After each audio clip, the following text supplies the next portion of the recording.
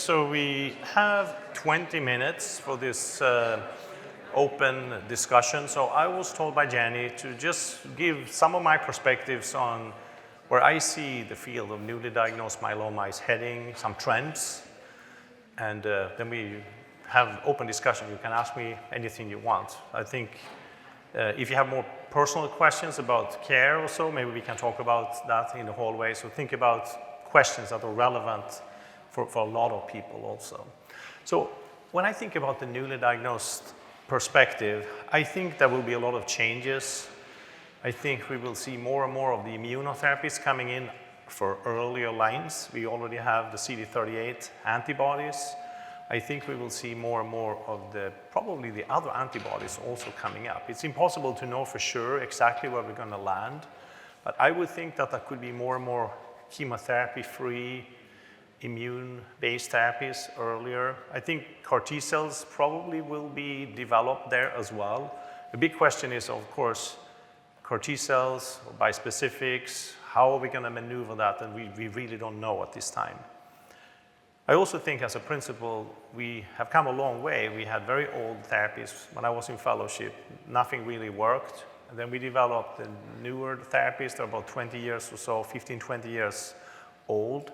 There was a debate, should you do 2 or 3 drugs? I always believed in the 3 drugs. Some groups believed in the 2 drugs, and eventually the 3 drugs became the standard. And then the 4 drugs are being pushed harder. So the question then is, if 4 is better than 3, will 5 be better than 4 and 6 and 7? Or is it time to take out some of the drugs? So that's a big question, and I don't know the answer. I would think that probably it's time to think about taking out some drugs. So it's probably not going to be 5, 6, 7, 8, 9, 10. I think that will probably be swapping around a little bit. So I think the drugs will probably change. I think there will be more immune-based therapies. I also think that the tracking of disease is going to majorly shift. The MRD becoming a way to track the disease in the blood will probably change. So we almost think about it as a report card. If you send a kid to school, you don't want to wait for 10 years and see how the kid is doing. You want to make sure you monitor that so you have some form of feedback, see how things are going. And I think MRD is a very important tool to monitor the disease. I think with blood-based MRD in my clinic, I will probably do it once a month, the tracking with those tools, doing the combination therapy. But I think long-term, I will probably think of it every 3 months or so. Because if they're blood-based, why would you not think of them as a tool you could do long-term? I don't think testing once a month makes any sense long-term. It's completely unnecessary, and it just is just not the way to do it. I think to do it every 3 months is probably what I will do long-term. I think also profiling is going to be more and more common.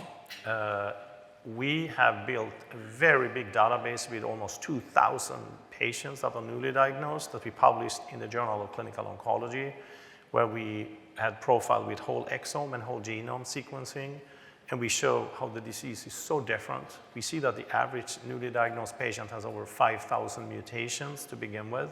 They distribute very differently across patients, and even within a patient, there are a lot of different subsets of disease. And that's also allowed us to see how we can treat each and every person on an individual basis. I think precision medicine is something that's going to move forward as a platform for advancement. So what I'm pushing for now, I just set up a contract with a company in Boston, where we are planning on sending every single bone marrow that we draw in our clinic for sequencing, and we're going to get all the data back. We're going to replace fission cytogenetics.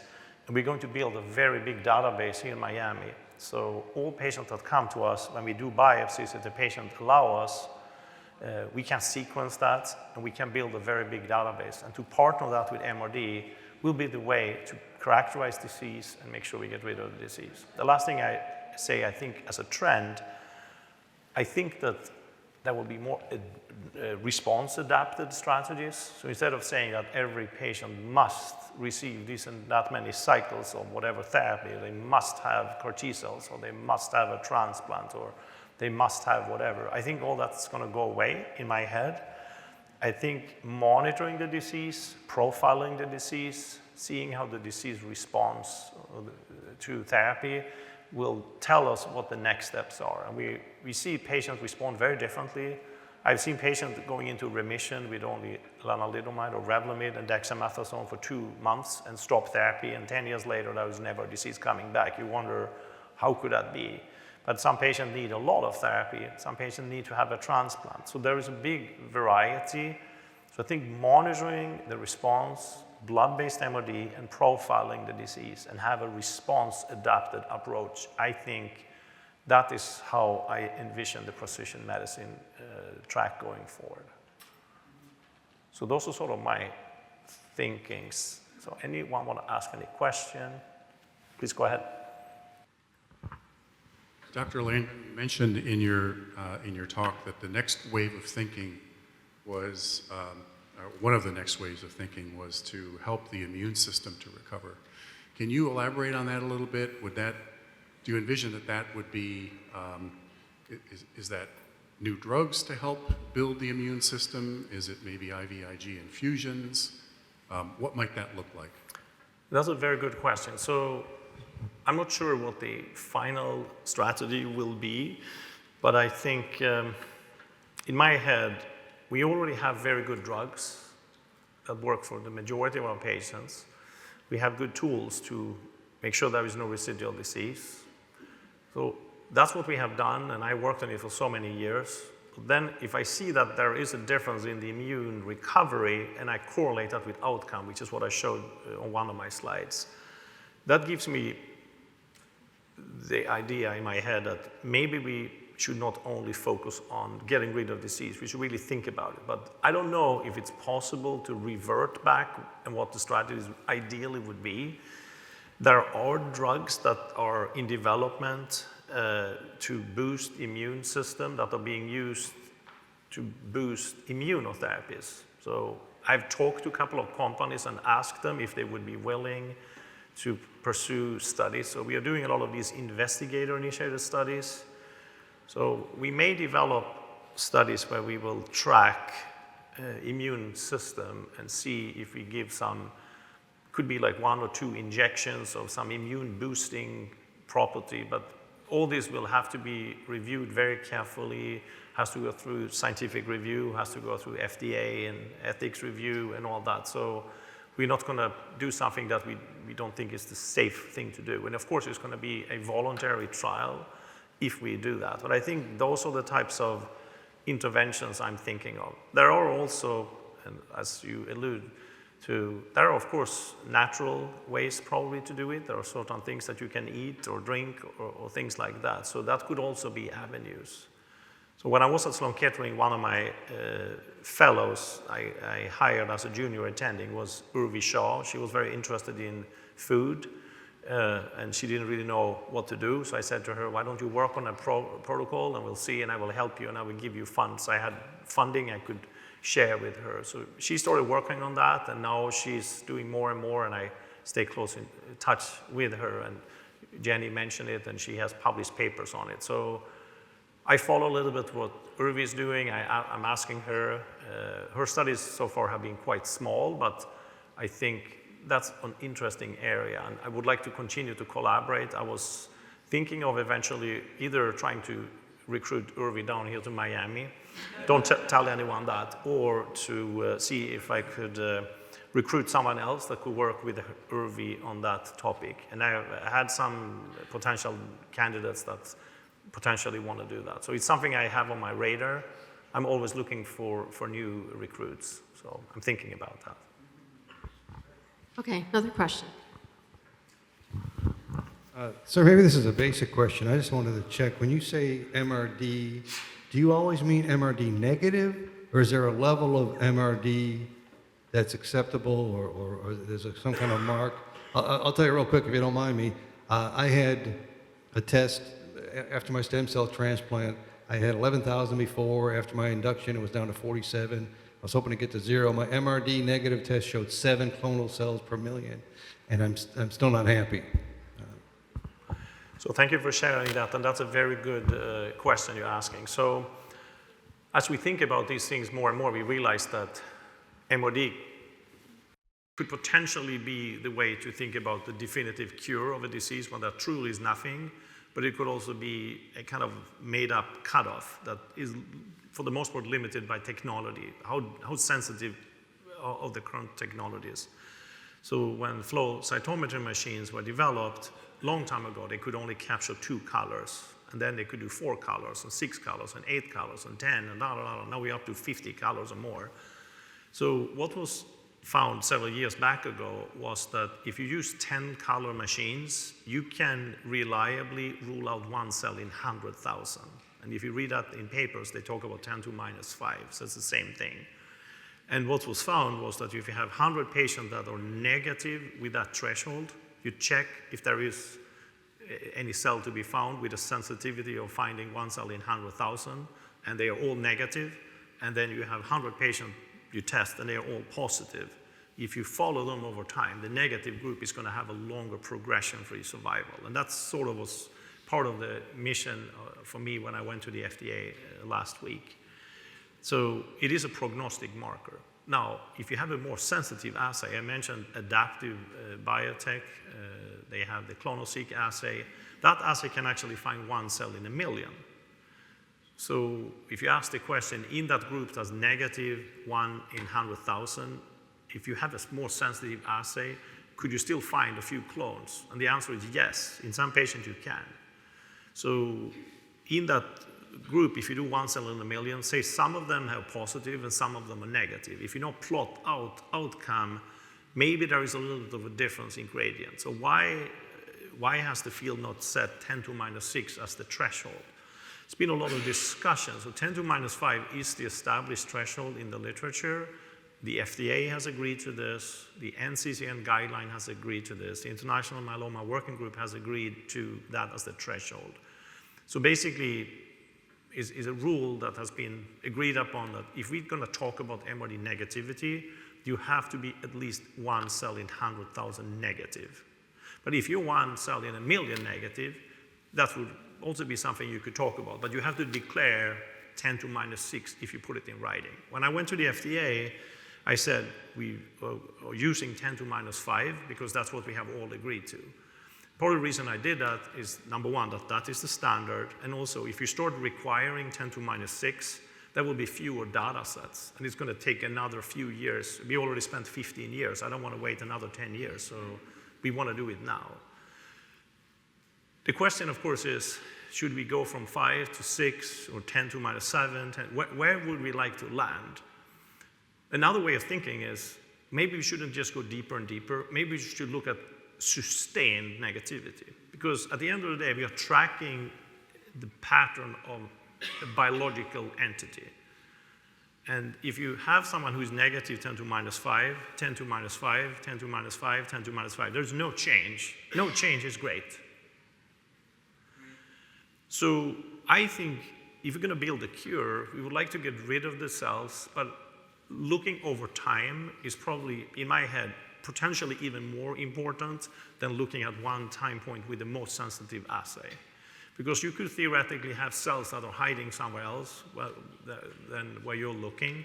So the long-term tracking is important. That's why I also want to build the blood-based technology. And I also think that the characterization of the disease and the immune system is going to be important because the long-term negativity is sort of the surrogate for the biology and the depth of the response. So it's sort of a clinical construct outcome. If nothing bumps back, that tells you that this person is not going to have a problem. I have patients who have had a little bit detectable a few sequences like you mentioned. They're 10 years out. They just remain the same. There's no change. If you look online on my webpage for the University of Miami, I have one patient I followed for, I think, 15 years. She was with me at the NIH. She's online, so I'm not disclosing something that's not in the public domain. She's a swimmer. She was for the swim team for another country at a very high national level. She has never been negative MRD. She always had a little bit of disease. So that's how that goes. Okay, another question. Dr. Landgren, thank you so much, and you're well on your way to being one of the top 3. I remember when you first told me that, when you announced you were coming here. I think every patient, when they're just diagnosed, wants to know, am I high risk, am I not? I think the doctor wants to know that. And then the other question is, what drug should I take and in what order? Gee, those are not new questions. As far as identifying risk, we know there's ISS, RISS, RISS2, MSMART, but I understand there's a new lady that's become affiliated with Sylvester named IRMA. Can you tell us a little bit about the risk calculator, IRMA? Yeah, so thank you so much, Steve, for asking that. Yeah, so I would say that all the current clinical prediction models are almost like the weather app on the cell phone. And here in Miami, we all know, or Fort Lauderdale, if it says 20% risk of rain, it could still rain. If it says 80%, it may not rain, or at least not right now. And that's sort of how this high risk and standard risk is. So if someone is labeled as high risk, it may not rain. The problem is that if it says it's only 10%, it could be rain anyway. So the high risk and standard risk are very inaccurate models for individuals. Another way of saying it is that if you have 100 people of standard risk and 100 people of high risk, in this 100 with high risk, let's say that 60 of them have a little bit more adverse outcome, while 40 are not. In this other one, let's say that is the opposite. But you don't know which of the individuals you are as a patient. Are you the one that has more adverse or not adverse? So it's really not going to help you on an individual level. To me, it's also like a woman coming to the OBGYN and say, am I pregnant? You don't want to say, it's a high risk you're pregnant. You want to say, am I pregnant or not? I was like, it's a high risk. Yeah, but I want to know yes or no. Like, that would not work. Myeloma still has that probability way of handling high risk. So we already know that high risk is not a good way to label individual patients with any of these scores. They're all wrong. And I've seen, because I've been in the field for so long, patients coming to me saying, I was treated many years ago, I do great, I never had a relapse, I'm still on maintenance, but I have one question. How could that be? Because I have high risk, shouldn't it come back? Well, the answer is you don't have high risk. That's the answer. But they told me I have high risk. And that really breaks my heart, because once a doctor tells a patient something, that could really stay with that person forever. So I tell the fellows, never do that. Never do those things. So the way I do it is to say, if you look in the literature, some papers have indicated that what you have could be interpreted as having a slightly higher risk. However, there are also other studies showing the opposite, and I'm not really sure. I'm going to give the best therapy we have, and as we keep on monitoring, we will really see, we're going to make sure we stay on track, and if there is anything that we need to adjust, we will do that. So it's not something we should really kind of focus too much on. But there are some programs that say, this patient is high risk, this is standard risk, and they would change the treatment. They would give less good therapy for a patient that they call standard risk, which I think is completely ridiculous. I would never do that. I would give the best therapy for every patient.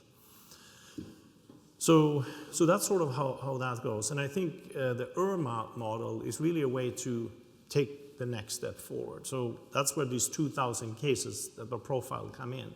So if you profile 2,000 cases or 1,900 cases, and you see how they were treated, we got data from groups around the world that we collaborate with. We could see with certain genomic signatures, they were treated one way in one group and another way in another group, etc. Patients that look similar were treated different ways. The different groups believe in different therapies. And if you have them all in the same database, you could then say, here I have a new case that is similar to all these cases, not to the general database, to the cases that are uniquely related to the one I'm now adding, which would be the best therapy based on the database. And the database can say, we have like 600 cases that look like this, and they are treated in different ways. This therapy had the best outcome. So it's sort of the question that Jen is raising, asking, with my signature, what, based on available information, would be the best next move for me? So we made a database, it's called IRMA, so it's an independent risk model for multiple myeloma. It's in the Journal of Clinical Oncology. We made it publicly available. I paid a pretty high fee to the journal to make the paper publicly available. The journals, they have pretty high fees because they want people to pay for the for the annual subscription. But so if you pay a high fee, you can make that paper free. So I paid the full fee, so anyone can download a paper. I also decided to make the database publicly available, so we put it online, because I do believe the future has to be built on collaboration and transparency. So my model is, I say it internally, these are the three things to remember every day. It's collaboration, it's transparency, and high speed forward. And people say, how can you make everything available? Well, I say it again, it's collaboration, transparency, and high speed forward. So with collaboration, we get more data. Transparency, we don't trick anyone, we tell everyone what we're going to do. And we're not giving everything away because we're going to run so fast. So if someone want to compete with us, either they run faster than us or they run with us. And that's how we're going to help patients going forward. So having access to other data sets, that's really needed to drive innovation. And that's why collaboration is so critical. And with that model, very simple model, collaboration, transparency, and high speed forward, we have built a big network around the world. We have groups that want to work with us. And we are not of the mentality that we close the doors and keep people out of our data. We make everything publicly available. So that's our model. Okay, fantastic. And it also attracts a lot of people, the new generation of people that want to come and do data mining. They love that, so they come. Everyone want to come and join us. So. That's awesome. Okay, we're out of time, but we're going to take one more question, and then we'll get to your question in the last thing, and then more questions. So hold your questions, write them down. We'll do one more question, then we'll break for lunch. I don't know if my question's quick or not. Have you ever heard of a cordyceps as a natural supplement? Say it Builds again. cordyceps to build No. an immune system. I am not really sure about that. It's an ancient mushroom that's been around for thousands of years. People use it for health things. And it's supposed to help your immune system. That would probably be an okay thing to try out if you're on your maintenance situation, wouldn't you think? I'm not aware of that, but I'm not surprised. So we all know that there are a lot of these natural things that have been around for a long, long time. And because they're not FDA regulated, I cannot prescribe them or recommend them. But I have a radar going. I mentioned Urvi Shah. So if Urvi is going to work on that, I'm going to keep a close eye on that, or if someone else will do it. So thank you for telling me about that.